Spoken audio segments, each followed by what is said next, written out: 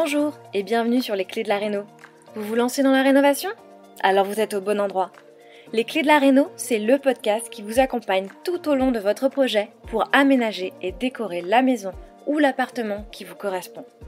Je suis Alison, aujourd'hui architecte d'intérieur et décoratrice. Je vous propose ici mes conseils et mes astuces pour transformer votre projet en un intérieur beau, chaleureux et fonctionnel dont vous serez fiers.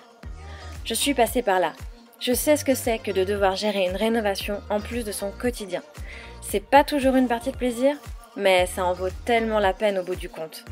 Seul ou avec un invité, laissez-moi vous aider à simplifier les étapes, vous apporter les clés dont vous avez besoin pour que votre projet se passe au mieux. Imaginez, vous saurez enfin par où commencer et comment faire les bons choix. Retrouvez-moi aussi sur Instagram, c'est tout simplement les clés de la réno podcast pour encore plus de partage et de retour d'expérience. Allez, on y va ?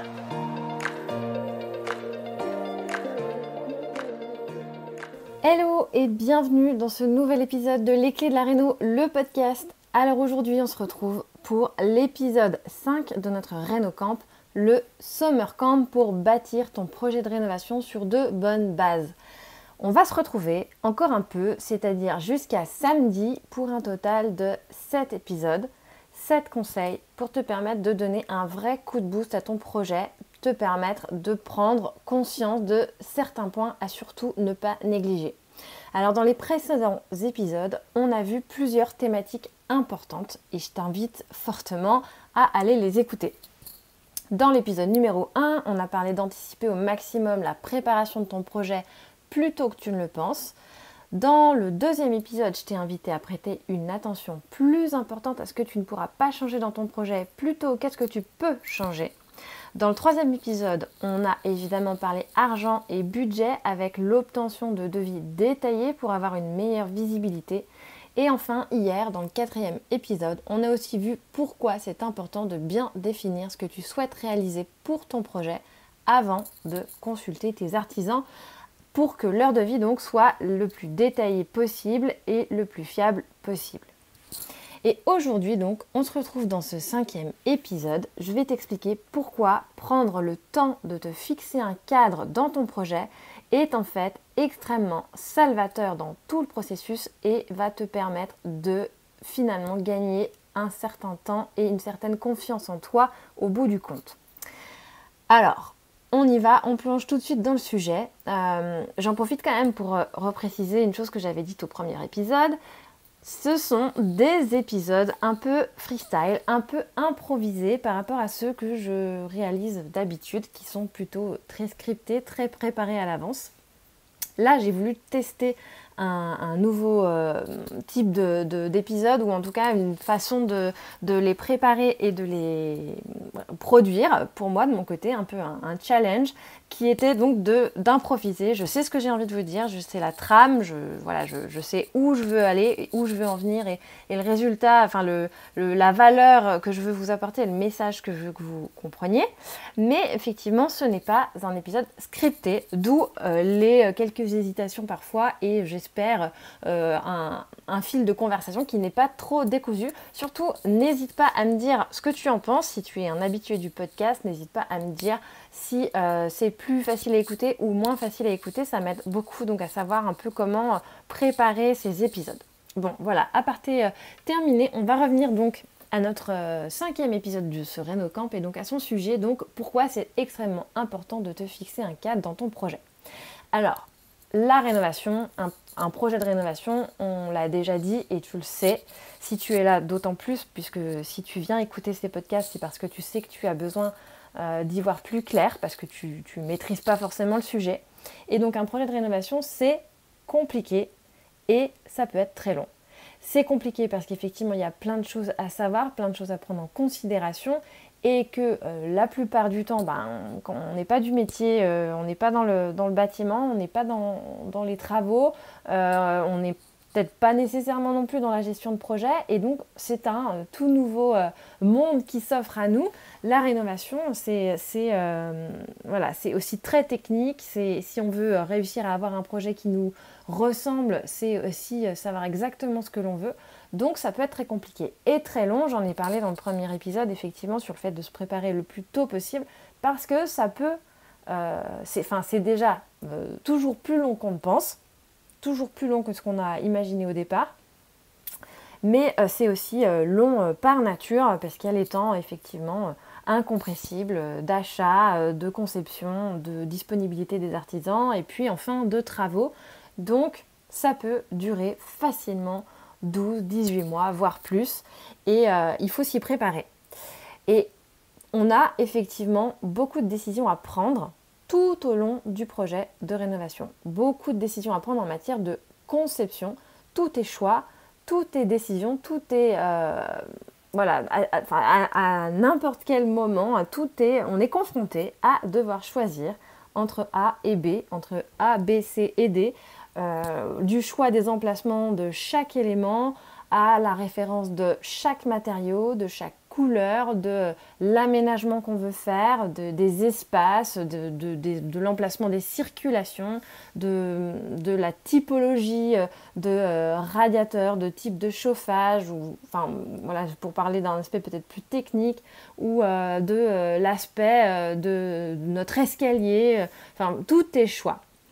Et naturellement, comme c'est long et compliqué et que on va être confronté à prendre des décisions tout le temps, donc chaque semaine, voire chaque jour quand on est en phase haute de travaux, on peut ressentir effectivement une forme de fatigue liée à la prise de décision, même si on l'a anticipé au maximum, même si on a préparé son projet, ça peut quand même être usant de toujours avoir à choisir et surtout ça peut nous déstabiliser parce que à force de choisir, on n'est plus bien sûr de ce qu'on fait, on n'est plus bien sûr de nos choix. Et c'est ce qui complique d'autant plus le projet. Donc effectivement, s'y préparer, c'est déjà une bonne chose. Le savoir, c'est aussi très important.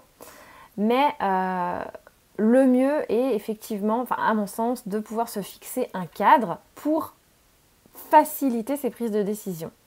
L'être humain, on le sait, il n'aime pas les limites, il n'aime pas le cadre. Enfin, personne n'aime se faire dire ce qu'il doit faire. Moi, je suis la première à détester qu'on me dise ce que je dois faire et à très mal le vivre. Mais là, moi, je t'invite effectivement à t'auto-cadrer, en fait, enfin, de manière collective. Hein. Si tu rénoves avec quelqu'un, avec un partenaire, c'est vraiment de savoir où vous voulez aller ensemble et de fixer ce cadre pour vous permettre de savoir où vous allez et donc de faciliter vos prises de décision et faciliter le process de rénovation en fait. Donc c'est effectivement se restreindre, peut-être se contraindre, se sentir un peu à l'étroit dans les choix qu'on peut faire, mais en fait c'est aussi au bout du compte savoir exactement ce que l'on veut et donc à chaque décision à laquelle on est confronté, savoir tout de suite si ça correspond au résultat qu'on veut réaliser ou pas. Et à contrario, dans une rénovation, les possibilités, elles sont infinies. Donc effectivement, pour un même lieu, chacun fera des choix différents qui aboutiront à un résultat très différent. D'où l'intérêt de très tôt se fixer le cadre, les limites qui vont te permettre à toi d'aller atteindre le résultat que toi, tu souhaites obtenir. Pour moi, c'est vraiment quelque chose de très salvateur que d'accepter de se fixer ce cadre. En fait, ce cadre, c'est ce qui va t'aider, c'est l'outil qui va t'accompagner et qui va être effectivement d'une aide précieuse pour prendre toutes les décisions que tu auras à prendre en matière de conception et de design. C'est un peu comme un guide dans ton projet.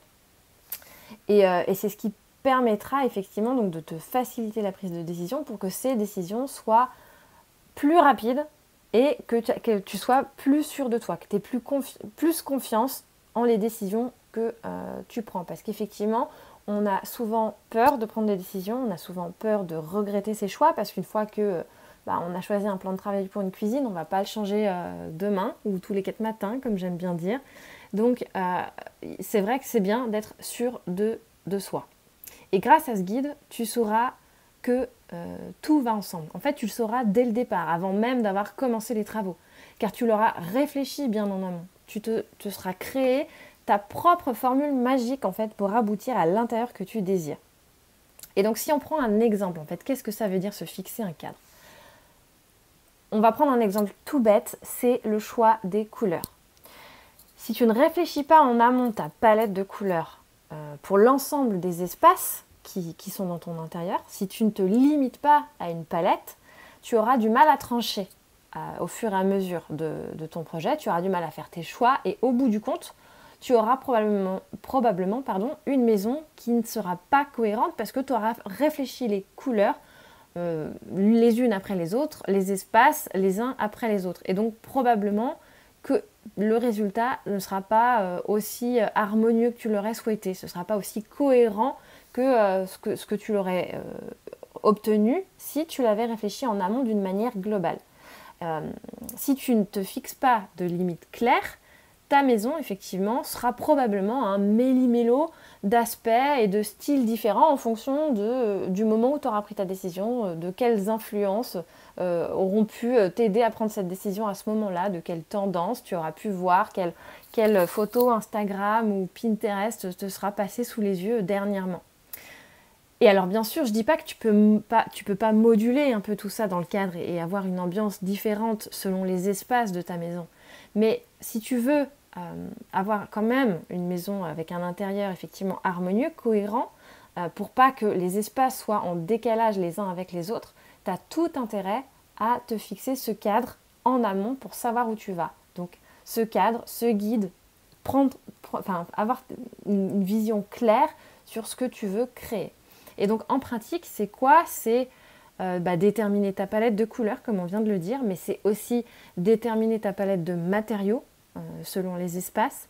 C'est probablement aussi créer ta sélection d'éclairage, parce que si les éclairages sont cohérents entre les espaces, ce sera d'autant plus harmonieux, d'autant plus beau, en fait, esthétiquement parlant.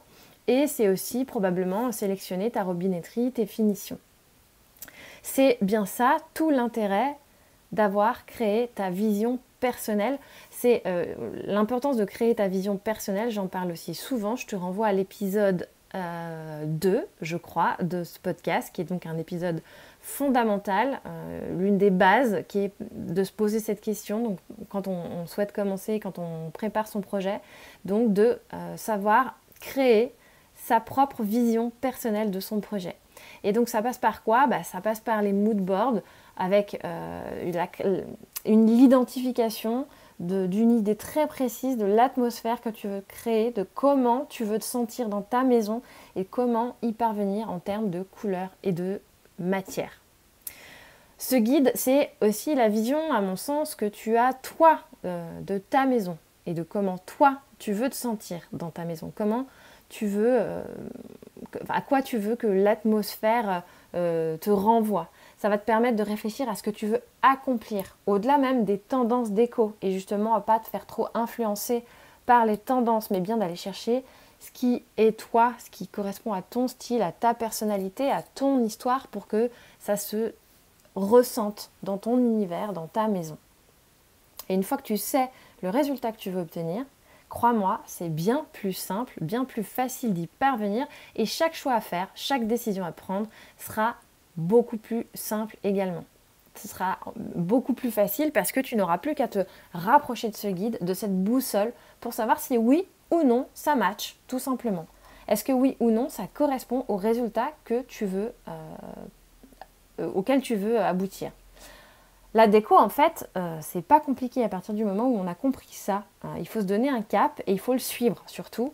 Pas se laisser trop dérouter par les influences et ce qu'on voit passer sous nos yeux à longueur de temps, en fait. Il faut dérouler la pelote de laine, comme j'aime bien le dire aussi. Et ce cap, il doit vraiment être réfléchi en amont pour moi, avant que tu commences, avant que tu consultes les artisans, parce que clairement, ce cap, ce guide, c'est ce qui va être concrétisé dans ton cahier des charges. Je t'en parlais dans le conseil d'hier, donc l'épisode numéro 3 de ce Reno Camp, le cahier des charges et pourquoi c'est important de l'avoir déterminé avant de consulter les artisans.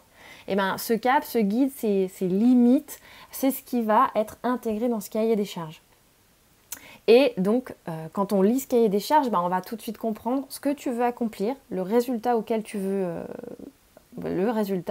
la rénovation telle que toi tu l'as imaginée et l'univers que tu veux créer avec qui tu es selon ta personnalité et selon la personnalité des personnes qui vont habiter ce lieu.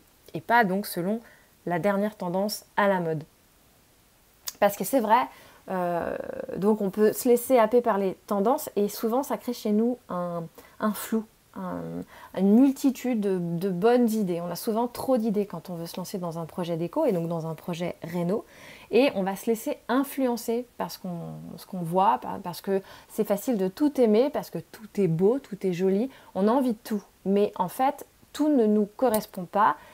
D'une part, donc tout ne va pas correspondre à toi, qui tu es, à ta personnalité et à ton histoire, comme je viens de le dire. Mais aussi, tout ne va pas correspondre à la maison que tu rénoves. Chaque maison a un style, chaque maison a une âme. Et c'est important, à mon sens, de respecter ça aussi et de faire en sorte que le projet que tu vas créer, ce soit l'aboutissement de qui tu es et de qui la maison est, de l'âme de cette maison, en fait, exactement. Et donc, quand on a trop d'idées, souvent, on a peur de se tromper, on a peur de faire les mauvais choix. Et le fait de créer un cadre, de créer ses limites, c'est beaucoup plus simple pour savoir ce qui te correspond et toujours de savoir où tu veux aller. Et c'est bien ça qu'on fait en fait quand on accompagne des clients comme moi en tant qu'architecte d'intérieur ou décorateur. Quand on accompagne des clients dans leurs projets, en fait on les aide à trouver ce qui leur correspond.